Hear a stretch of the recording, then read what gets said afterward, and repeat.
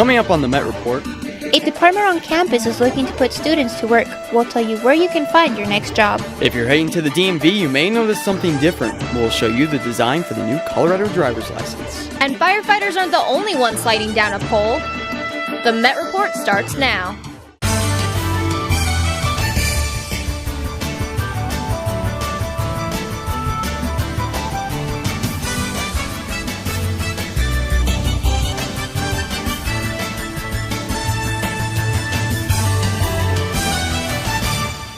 Good afternoon. Thanks for joining us. I'm Josh Cozart. And I'm Jhocelyn Avendaño. The First Year Success Program is looking to hire qualified candidates for the 2016-2017 school year. The program is seeking students interested in becoming peer ambassadors and supplemental instructors. Applications are available online now and due by March 11th. For more information, including the link to the online application, be sure to visit our website, mymitmedia.com. Every year, the Emmanuel Gallery opens its doors to MSU Denver art students. Not only do they gain exposure, but they also have the chance to win a little money in the process. Eustace and Allie have the inside look. I think showing your artwork is important. I mean, it's important to have your own private space where you're able to formulate your own ideas and explore your own mind and your subconscious and your creativity. But I also think it's really important to show it and see how people relate to it and see if what you think people are going to get out of it, they do get out of it. This year the theme is in opposition, which basically means in opposition to traditional or conventional art making techniques. Putting the show together is really exciting because we have students submit their work in person to the Emmanuel Gallery. And then after that, we have a juror or two come in and they select the works. Usually they are involved somehow in the local art community. This year we decided to have two alumni, Scott McKinney and Madeline Catman. Part of the show is we had a theme, so it was in opposition. So it was kind of choosing works that related to that theme. Probably the best opportunity for a student to start building their artist CV. Typically, it's really hard to get into shows, and if you look at Santa Fe Arts District and things like that, a lot of the shows are $35 to submit. Metro now is $5, so it's a good first step into showing your art outside of Metro. It is a nice place just because this is our school, and our school is able to represent us in a positive way. So that's really the greatest thing about it, is being able to provide an opportunity for artists to try out their professional practices. With Eustace Marston Cabbages, I'm Allie Watkins. Former Denver Mayor Wellington Webb made a stop on the area campus this week. The former mayor and First Lady of Denver reflected on the historic achievements and inspired a future wave of leaders. The pair discussed the ongoing race issues and the importance of voting. If you frequently find yourself in the science building, you may notice a new little addition to the second floor. The MSU Denver Meteorology Department installed a window in the weather lab. A 55-inch monitor facing the hallway allows students passing by to observe live weather conditions. Students working in the lab can control the window based on events happening around the country. This new addition serves to generate buzz about the meteorology program and inform students and faculty of current weather conditions. Well, Josh, you being a meteorology student, you get to enjoy this new awesome feature in the meteorology department, but I'm never there, so. Definitely, I've spent a lot of time, especially this past week. It was kind of funny, when they cut out the window and everything, they didn't quite have the TV in yet, so a lot of folks were walking by and kind of checking this out like animals at the zoo. Wow. But the TV's in there now, looks great. Awesome. And well, Megan gets to enjoy this department as well. She does. Yeah, yep. She's actually joining us for weather, so how's the weather, Megan? Yeah, I spend a pretty good part of my day in that weather lab. But I like to get outside every once in a while, and you should too. In fact, it is gorgeous outside today. 63 degrees right now, partly cloudy skies. Not a bad time of the day. High of 66 degrees, can you believe it? If you're going out and about today, it's going to get a little warmer. You're going to see that high at 3 p.m. today, and then it gets nicer for the rest of the day. Lows in the 50s tonight. Not a bad time to actually open up your window and let some of that fresh air in and enjoy the nicer weather. Nicer weather right now, but we're actually seeing above normal temperatures right now. About average for this time of year, we see a high of 51, a low in the 20s, and it's not too bad, but we actually set a record back in 2009 in the 70s. And even though it's in the 70s, it actually can snow around this time of year. Average snowfall, 11.4 inches. And even though it could snow every time once in a while, it's actually starting to look like spring. In fact, around the Denver metro area, flowers starting to pop up. This was actually taken at the Auraria campus. Not too bad of a little flower. I don't know if that's a daffodil or if that's a tulip of some sort, but it reminds you of spring, and it's not too bad of a time. Thanks, Megan. When we come back, find out where you can get a taste of Denver's Restaurant Week. And coming up later in sports, see if our men's basketball team was able to get past the first round of the RMAC tournament. We'll be right back.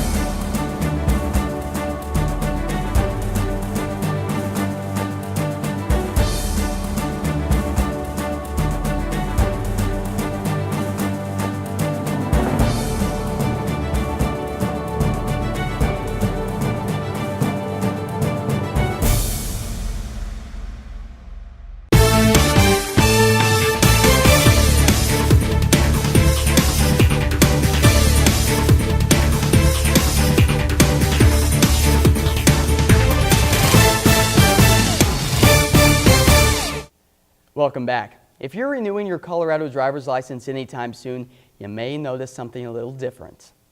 The DMV released a new design for licenses that have some new security features, including grayscale photographs and laser engravings of the driver's information.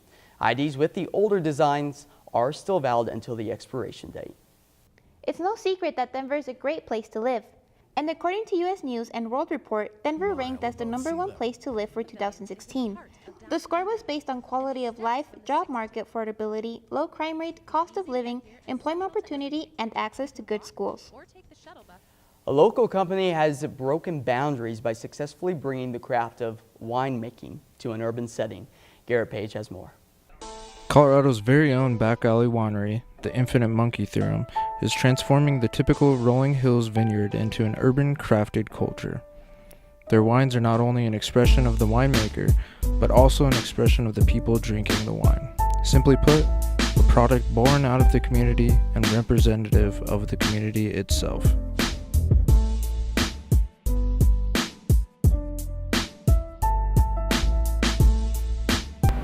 The Infinite Monkey Theorem is a mathematical theorem that relates to having a bunch of different variables and trying to make basically a masterpiece or a good piece of quality artwork. We have a bunch of different products.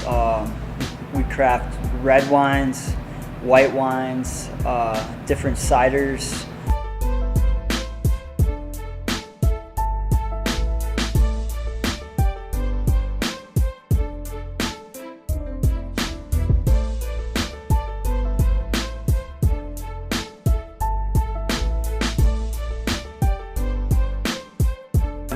For our red wines, we have Syrah, we have Petite Syrah, Cabernet Franc, Petite Verdot, Malbec. This year we're also going to have a Cabernet Sauvignon. We're always experimenting and looking to create the next it product, and we like to debut it in our tap room and have people come down and taste it and get some feedback that way. For more information, visit theinfinitemonkeytheorem.com. This is Garrett Page with the Met Report. With good food sometimes hard to find on campus, people can get adventurous and find unique cuisine during Denver Restaurant Week. Melanie Townsend has more. It's that time of the year for good eats on the grill, crafted brews and cocktails, and good vibes all around. Denver Restaurant Week is back, and this time it's found at Euclid Hall. And there's a reason why this place is the top of the town. We sit with Chef Jake to get the scoop on what the hall is all about. All right, Jake, can you tell me a little bit more about Euclid Hall and just the history about it, since it is in historical Larimer Square? So Euclid Hall opened up a little bit over 5.5 years ago. The type of food, it's hard to describe. I guess an upscale American tavern with kind of like global fare is what we're doing. With the Pepsi Center and Coors Field only blocks away, Euclid Hall is the ideal hotspot for after-game food and drinks. I feel like beer and our whiskey selection. We kind of curate the bar off stuff that we want to drink or enjoy drinking. What kind of dish do you love most here? Love making or love tasting a little bit? One we put on in the fall, so we do a lot of whole animal breakdown at Euclid. We bring 1,000 pounds of pigs in from Brush, Colorado every week. I'd have to say our take on carbonara, which is really good. So classic carbonara is done with like bacon and peas and kind of cream sauce. Instead of regular noodles, we take the skin from the pigs that we break down and treat that as the noodles. It's got a texture of like udon noodle-esque. We do a lot with sausages. We make probably around like 900 pounds of sausage a week. Down in our basement, we do blood sausage, we do mortadella, kielbasa, all kinds. Why should people come here for Denver Restaurant Week or just in general? I think in general, it's a fun way to get out of your comfort zone a little bit. We want people to come in and try things they wouldn't normally try. It's a lot of people in here. It's really good food. It's a lot of fun. Beers, brats, and what's even better, a great attitude here at Euclid Hall. If you want to check out a great restaurant for Denver Restaurant Week, then check out this place. For the Met Report, I am Melanie Townsend.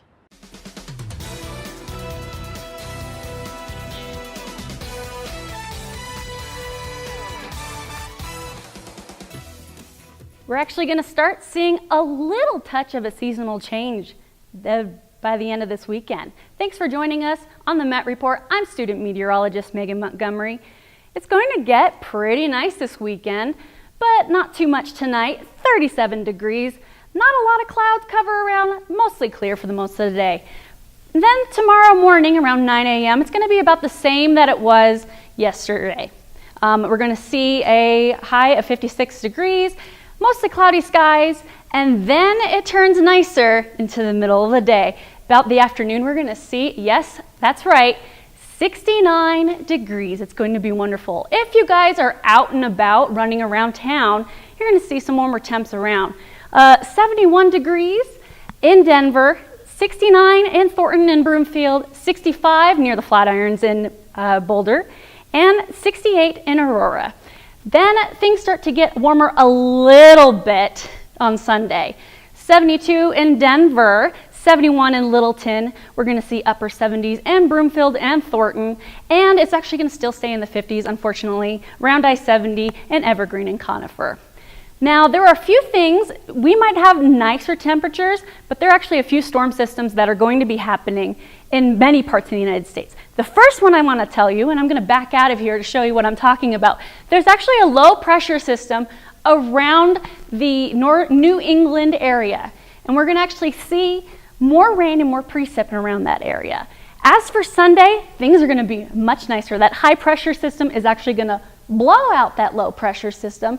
That is in New England right now, and it's actually going to change things up as far as the western coast. We're going to see a lot more precip, some snow in the Sierra Nevadas, and yes, it's going to be wonderful for California and Nevada that are going to see some tons of showers.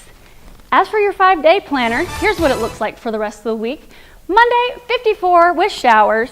Tuesday, we're going to have another high of 53 degrees with some clouds still sticking around. Wednesday, 60s, and then for the rest of the week, it's going to warm up into the 70s. Redstone. Oh, this you crazy mother.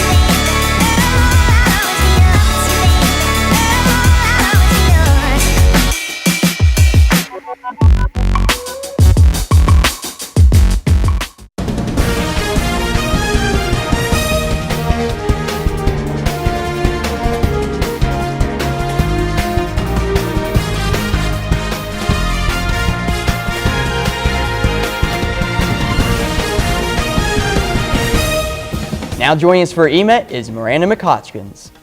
Happy Friday, everyone. There is no better time to be in the Mile High than now. Denver is ranked the #1 city in the country by U.S. News and World Report. No surprise there. After all, Denver has so much to offer. For example, a club that puts all the stereotypes of pole dancing to rest. I'll get into that in a little bit. First, let's catch up on our celeb dish, Oscar edition. The 88th Academy Awards left us with some pretty awkward yet memorable moments, but this topped it all. After being nominated for 6 Oscars over a 22-year span, Leonardo DiCaprio won Best Actor for his role in The Revenant. The Revenant was about man's relationship to the natural world, a world that we collectively felt in 2015 as the hottest year in recorded history. Our production needed to move to the southern tip of this planet just to be able to find snow. Climate change is real. It is happening right now. Host Chris Rock may not have been up for any nominations, but he sure won the Father of the Year award. Rock used his hosting gig as an opportunity to sell some Girl Scout cookies, saying, quote, "I want you to reach into your millionaire pockets and buy some of my daughter's Girl Scout cookies." Wow, now you can't even go to the Oscars without being asked to buy cookies. I'm convinced Girl Scouts are taking over the world one cookie at a time. And while Leo can do just about anything, can he play an instrument like this? For our viral vid of the week, it's called a Wintergatten's Marble Machine. This crazy yet beautifully crafted music box utilizes 2,000 marbles, each one creating a sweet sound on various instrumental components. After about a year of careful construction and precision, it was finally perfected by Swedish musician Martin Mullen.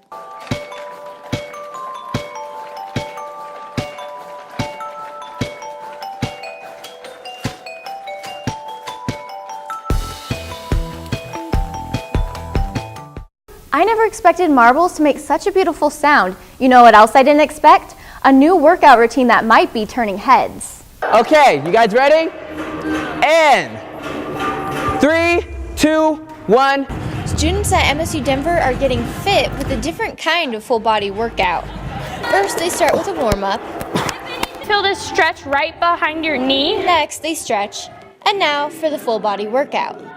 It's pole dancing in short. These students are a part of the Vertical Fitness Club where they learn acro and dance moves on a pole. Pole fitness is one of the most all-inclusive full-body workouts you can ever do. It incorporates upper body, lower body, cardio, core, flexibility, calisthenics. Want to join me? That would be good. The club is set up like a class and is broken up into sections based off of experience. First start pole, you have a lot of trust issues because you're like, I'm not going to be able to hold myself. So it's kind of weird, but we're gonna get comfortable. I decided to try it out for myself and took lessons with the other beginners. Everyone's gonna come behind and meet it. Around, so hook, yes, there you go. I have to admit, it's harder than it looks. So cool, oh my God. I thought it was gonna be really intimidating, but it was not. It was really open and they understood that I've never done this before and they really worked with me. I think the hardest part was once you see the pole and then you realize, oh my God, I'm gonna go out and do this. The club's goal is to promote campus wellness and physical activity in a safe environment. 99% of the time when they're like, oh, look, a stripper pole. And it's like, no, it's not. It's just a pole. It is what you make of it. Kind of a stigma created around pole dancing, just kind of viewed as a negative aspect of culture, and we're trying to reshape that idea. We're a zero tolerance for any bullying, any negativity. My favorite part, honestly, as an officer or with anything, is watching people get over the fears or the excuses or limitations that they put on themselves that they thought they couldn't do. And when they make that move that they said they could never do, I'm like, I can never do this, it empowers me.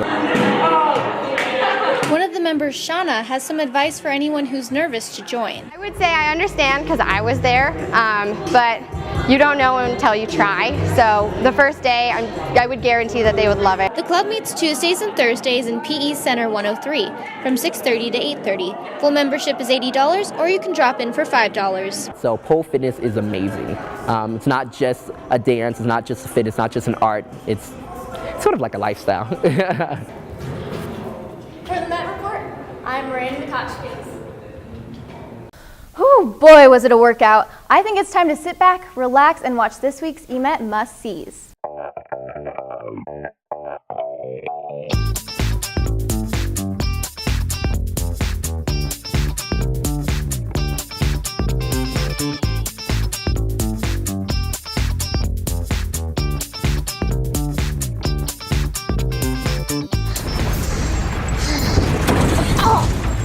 okay, ma'am? I gotta pee. We're still 5 mics. Media asset must be dumping out. No, I'm just getting my pants on. Comedian Tina Fey is back in another Laugh Out Loud comedy, this time with more explosions. Along with Margot Robbie, Martin Freeman, Alfred Molina, and Billy Bob Thornton, chaos doesn't even begin to describe their journey through war-torn Afghanistan. You folks are all the unmarried, childless personnel in this bureau. Based off of a true story, when a group of misfit journalists are assigned to cover a war zone. Kim, are you going to be joining in? The travel or the crime? How many people do you need? Reporter Kim Barker takes this as an opportunity to leave behind her dull desk job. Shut up, pussy. She says, welcome to Afghanistan. Dodging bullets and reporting in dangerous situations, Barker is able to find some courage and walks away with some great war stories. This hilarious action-filled flick will leave you saying, WTF.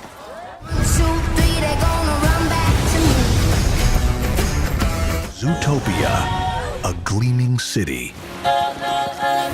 where animals of all breeds, predator and prey alike, live together in peace and harmony. If you're looking to get a laugh from a more lighthearted movie, then check out Disney's newest animated film, Zootopia. Yet another film where animals act like humans, but this one ends with a meaningful message. In this adorable movie, Jennifer Goodwin voices Judy Hopps, a rookie bunny cop who takes on a case to prove she has what it takes to be a real police officer. To solve the crime, she must enlist the help of ex-con Fox Nick, voiced by Jason Bateman, who frustrates Judy to no end.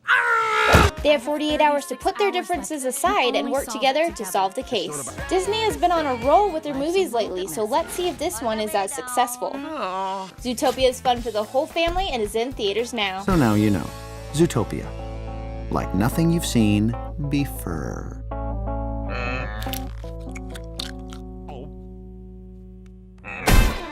That's all the time we have for entertainment. Sports is next. And the Roadrunners, their third straight regional title. You love Roadrunner sports, and so do we. From high-flying Metro State action to in-depth interviews with coaches, players, and staff, the Roadrunner Review is here to keep you up to date with everything that is Metro State sports. Yeah, there we go. Check us out on Altitude Sports and Entertainment, Comcast CET, and at GoMetroState.com to follow your Roadrunners all season long. Roadrunners with our impressive comeback. So tune in and get rowdy.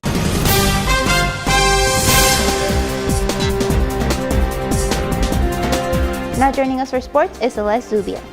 From home runs and diving catches to good old playoff basketball, it has been an exciting week for MSU Denver sports, and women's softball was looking to win another conference play series this last weekend. After beating Adams State 3-1 in a 4-game series, MSU Denver took on Colorado Mines at home. Mines gets into a pickle early in the game as second baseman Haley Fields chases down Paige Noring, making sure she doesn't go home, and she does not. Then, Serena Espinoza with the base hit deep into right field, scoring both Haley Fields and Brooke Lovas to make it a 3-0 game in the first inning. But the Orediggers start to pick up on the message, and they respond, as Kara Walling hits the single, bringing in a run to cut the lead down to 2 in just the second inning. Then, the throw from Espinoza to first. Ooh, got him! Fourth inning, Carissa Terry at the plate. Here comes the pitch. See ya! Terry was able to bring in 2 runs with her powerful hit over the fence. MSU Denver wins the game and the series against Mines. Coach, talk to us. You know, I don't think we've had the most discipline at bats coming into this weekend. And so all week we've been talking about work the count, attack pitches within the zone, don't chase out of the zone, don't help the pitcher. And I think we did a really good job of that, of being disciplined at the plate, and I think we got really good results because of it. After a shaky start to the season, men's baseball has given their fans stellar performances the last 2 weekends. One of those stellar performances being the game that took place last Sunday. MSU Denver hosted Sioux Falls this past weekend in a 3-game series. Early in the game, a hit to shortstop Jake Thurston, who then tosses to Nick Camuto at second, and do they get the double play? Yes, they do. Jared Rowley bringing in the heat. He would go on to pitch 8 innings and have 3 strikeouts. Take a seat. Then, a hit to left center, and oh, does he catch it? Yes, he does. Aaron Germani, ladies and gentlemen, there's more where that came from, trust me. Trent Maloney with the pretty play to get the out at first, and then another hit to Germani. He's going, does he catch it? And then once again, he does. Now that's SportsCenter Top 10 right there. Division II baseball. I love it. Give it to me. Metropolitan States, Aaron Germani. Oh, yeah. Look at the size of that mitt. Look at that thing. Told you. Roadrunners were able to sweep the series, and we hear from Mr. Top 10 himself. On the first one, I just got a good jump on it and saw it coming down, and I just decided I think I could get there, so I dove. And on the second one, I don't know. I thought it was within reach, so I just took a big leap at it and tried to catch it. And I did. So it was good. The madness of the month has now begun, and MSU Denver hosted the first round of the RMAC tournament at home on Tuesday. The Roadrunners were seeking revenge against UCCS after losing to them by 2 just 4 days prior to Tuesday. Senior Tony Dombinson with the 3 after halftime to make it 49-42. Dombinson again attacking the basket, then a quick pass to Deshaun Phoenix, who finishes, putting Metro up by 8. The Mountain Lions were not going to give up so easy as Brendan Malone nails a 3 and Blend Advilly with a nice little layup to bring his team up 55-61. Peter Muller with the pass to Enrique Cortez, who takes it to the rack, finishes, and you can add 2 on the scoreboard for MSU Denver. Dombinson coming up the court behind the back pass to Andre Harris, 1 dribble, and it's in. Malone again with the 3-point basket. Then the two teams go to the charity stripe once, twice, maybe even 4 times.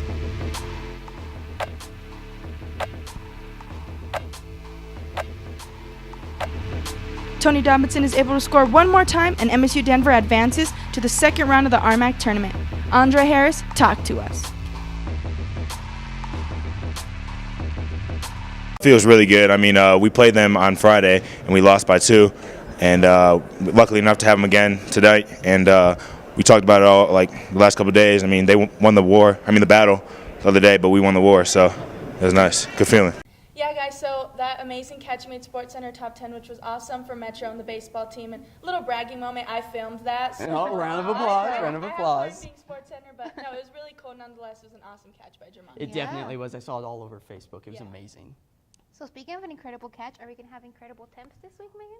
Yeah, we're going to see very incredible temperatures. Monday, it's going to be 54 degrees. You're going to see some still stormy weather. 54 on Monday. Clouds start to clear out for the rest of the week, and then 70 Thursday and Friday. It's going to be nice, guys. I can't wait for it. Spring is creeping Finally. in. I know. Just creeping in. And that photo you showed earlier too, with the spring flowers already popping up on campus. I know. It's about time. I'm tired of all the cold weather and the snow. Yeah. Definitely. Well, that does it for this week's show. For all the latest campus news and events, be sure to visit our website at nightnightmedia.com and connect with us on Facebook, Twitter, and Instagram. We love to hear from you. And for the entire Met Report staff, thanks for watching. We'll see you on campus.